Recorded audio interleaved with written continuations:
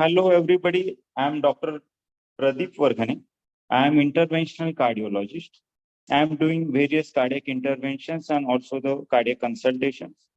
I do angiography, angioplasty, pacemakers, and other cardiac interventions, as well as I do treadmill test, 2D echo, TMT, and other tests like Holter monitoring and other tests. So today we are discussing the latest updates in hypertension. As we know, the hypertension is the one of the most common topic, one of the most common disease of mankind. So as per the WHO, nearly 63% of total deaths in India are due to the non-communicable diseases. And out of which 27%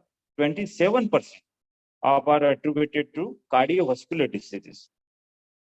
And of which 45% are in 40 to 69 age group. So this is the data. Now, what is the risk factor? Raised blood pressure is the one of the most important risk factor for cardiovascular disease. Moreover, it remains poorly controlled due to low awareness, lack of appropriate care through primary care, and poor follow-up. So this is the whole introduction. Now, considering India, the prevalence has also gone up over 30 years to 38% in men and 32% in women. Previously, it was 29% and 28% respectively. Despite that, nearly half of people of 51% of that men and 41% of women with hypertension were unaware of the condition. So this is the tragedy. Additionally, over 62% of the men and more than 53% of the women living with hypertension did not get treatment. Medication was used to control blood pressure in fewer than 1 in 5 in men and 1 in 4 in women with hypertension worldwide. So this is the WHO data. Now, what the Indian Society of Hypertension is saying. According to 2020 Indian Society of Hypertension guidelines, the inclusion of optimal and essential treatment attempts to address the issues that in resource poor settings. India is the resource poor setting condition. Optimal care refers to evidence-based standard of care, whereas essential standard refers to minimum standards of care to allow specification of essential standards of care for low resource settings. Now, what the AH and ACC has seen in a statement in 2021 offering new guidance for management of stage 1 hypertension among patients with low ASCVD risk, among low risk adults, that is low risk adults are what? That is which are having no CVD risk in 10 years and risk is less than 10% with stage 1 hypertension. Stage 1 hypertension is blood pressure between 130 to 139 and diastolic 80 to 89 mm of mercury. Now, the management starts with non-pharmacological therapy. This is to be noted. In the stage 1 hypertension, according to 2021 guidelines, management starts with non-pharmacological therapy. Now, if the blood pressure remains uncontrolled at 3 to 6 months, consider starting pharmacological therapy. Now, ARDS, that is acute respiratory distress syndrome, is a potentially fatal condition involving lung damage and expert often associated with severe COVID-19. A recent study, which appears in Journal of American College of Cardiology, reports that metoprolol can reduce the lung inflammation and improve respiratory function in people with COVID-19 induced ARDS. Now, the importance of metoprolol we can see in ARDS patients. Now, lowering systolic blood pressure targets down to less than 110 to less than 130 mmHg range, substantially reduce CV cardiovascular adverse events in step randomized trial. Now, that affirming the sprint findings for an older Chinese population. So, two trials we are quoting, one is step and the second is sprint. Among some 8,500 patients, that is a huge number, ages 60 to 80 in China, the intensive target trimmed 26% of composite CVDs, finding from now a second major trial supporting a lower target unit guidelines, which even among US professional societies range from threshold of 130 to 150 millimeters of mercury.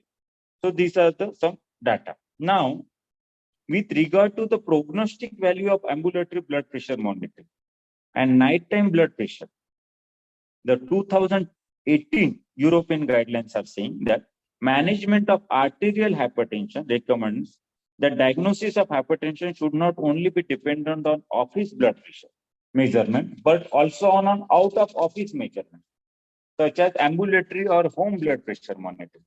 Now, 24-hour and nighttime blood pressure measurements were associated with greater risk of mortality and composite of cardiovascular outcome. Thus, they may be considered as the most relevant measurement for estimating cardiovascular risk. Now, this is the importance of ambulatory blood pressure monitoring and home blood pressure monitoring. Thus, they may be considered as the most relevant measurement for estimating cardiovascular risk. For every, note down this, every 20 by 10 millimeters of mercury increment of blood pressure measured at night, the risk of mortality increased by 23% and risk of cardiovascular events increased by 36%. 23% and 36% are huge numbers, significant numbers. Now, the most patients with hypertension require lifelong medical therapy to achieve optimal blood pressure control. Note, lifelong medical therapy. The 2018 European guidelines recommends 5 classes of antihypertensive drugs. 5 classes. Considering high non-adherence to treatment, the importance of combination treatment is particularly highlighted to improve adherence to therapy and blood pressure control. Therefore, the 2018 European guidelines recommend, especially in context of lower blood pressure targets, to start antihypertensive therapy with initial dual fixed dose combination of AC inhibitor and ARB plus calcium channel blocker or diuretic. So they are recommending combination AC or ARB plus CCB or diuretic.